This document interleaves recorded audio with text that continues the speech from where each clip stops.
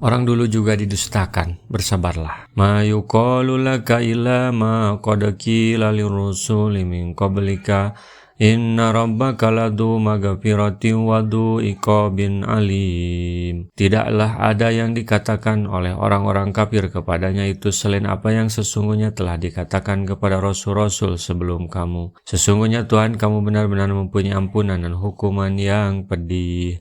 Tiada suatu kedustaan pun yang ditujukan kepadamu melainkan telah dikatakan pula terhadap rasul-rasul sebelummu oleh kaumnya masing-masing. Sebagaimana mereka didustakan, kamu pun didustakan pula. Dan sebagaimana mereka bersabar dalam menghadapi gangguan kaumnya, maka bersabarlah kamu dalam menghadapi gangguan kaummu. Setelah menyebutkan kepasihan, pramasastra, dan kekukuhan Al-Quran dalam lafaz dan maknanya, yang sekalipun demikian orang-orang musyrik tidak mau beriman kepadanya, lalu Allah mengingatkan bahwa kekafiran mereka kepada Al-Quran timbul dari keingkaran dan sikap menentang mereka. Walau ja'alnahu Qur'anan azamiyya laqalu laula fusilat ayatuhu ajamiyu wa arabiyyu qul huwal lilladina amanu hudaw wa sifa'u walladina la yu'minuna fi adanihim waqru wa huwa alaihim ama ulaika yunadawna min makanim ba'id. Dan jikalau kami jadikan Al-Quran itu suatu bacaan dalam bahasa selain bahasa Arab, tentulah mereka mengatakan, mengapa tidak dijelaskan ayat-ayatnya? Apakah patut Al-Quran dalam bahasa asing sedangkan Rasul adalah orang Arab?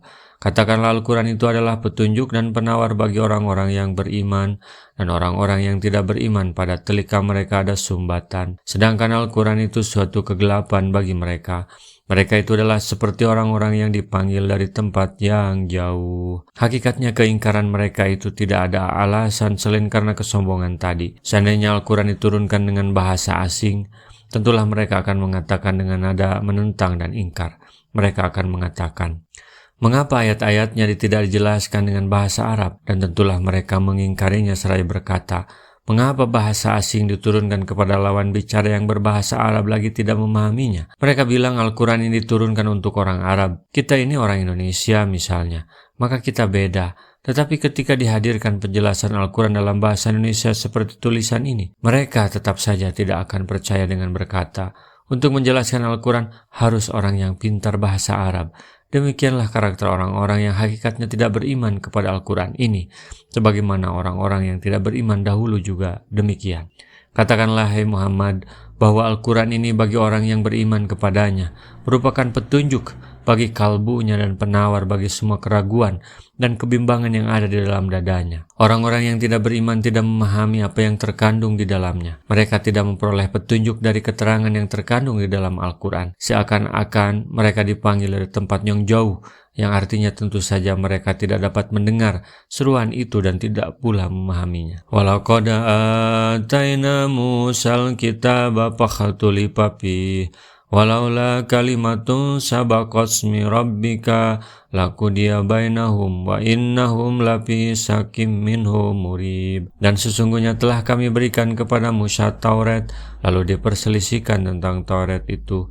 Kalau tidak ada keputusan yang telah terdahulu dari Tuhanmu, tentulah orang-orang kafir itu sudah dibinasakan. Dan sesungguhnya mereka terhadap Al-Quran benar-benar dalam keraguan-raguan yang membingungkan. Musa didustakan dan disakiti.